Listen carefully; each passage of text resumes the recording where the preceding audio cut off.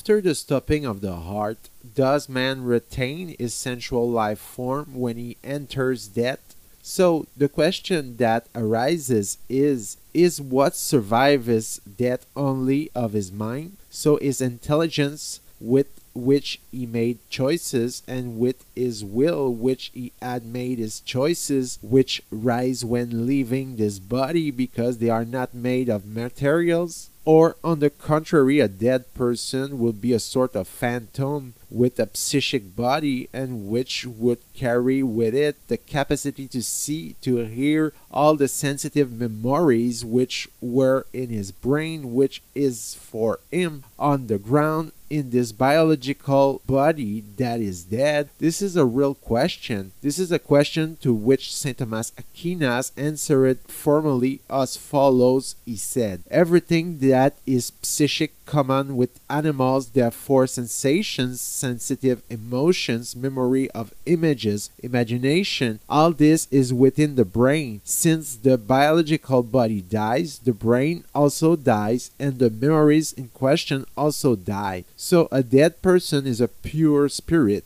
He takes with him only his deep intentions. He takes with him only his deep choices. He no longer remembers the perfumes. He no longer remembers the sensual circumstances by which his life had been composed. And in that state, obviously, he is led to hell and to heaven by God, because he is no longer in a state to make a choice. Well, it seems that Saint Thomas Aquinas had been incorrect upon this point. Already at the beginning of the church, with Saint-Augustine, there had been a few accounts of people who had near-death experiences, and Saint-Augustine recounts two of them. He recalls, for example, that of a soldier taking his nap at the foot of a wall, and how the wall had collapsed upon him. He had been considered dead. Then 3 days later, when they were going to bury him, he woke up intact. He said that he had gone up through a tunnel into the next world, and that he had seen wonders there, a garden with trees, plants, animals, that he had seen Christ there, and all those who lived and went before him, his father, his mother, who had already passed away, and he had seen them with his own eyes. Suddenly, Saint Augustine wrote, undoubtedly the dead carry with them their sensual lives, since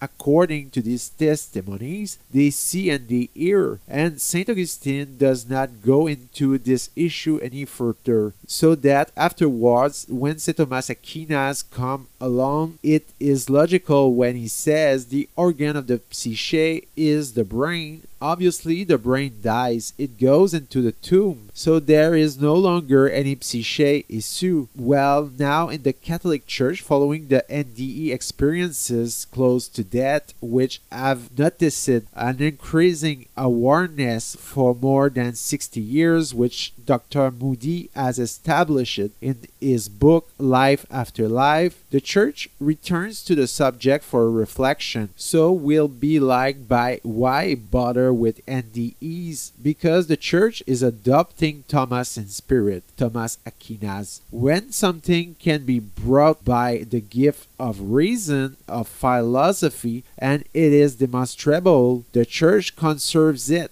There is no reason why it may throw it away, because this is indeed created by God. So apparently, according to Saint Thomas Aquinas' reasoning, who stated that the brain dies, therefore the psyche also dies, then we will need a psychic body, a kind of psychic matter which is brought along with the spirit into the next world, and a dead person therefore conserves all the sensual memories of his life. He even recovers them in incredibly precise ways, as if the old brain, a heavy organ, had been made a light but invisible organ made of material not yet known, which the soul takes into the next world. How wonderful if this is true, because we may perceive it. That only loses the biological body, we are no longer amputating what constitutes the essence of humanity, our sensual memories. We are not angels.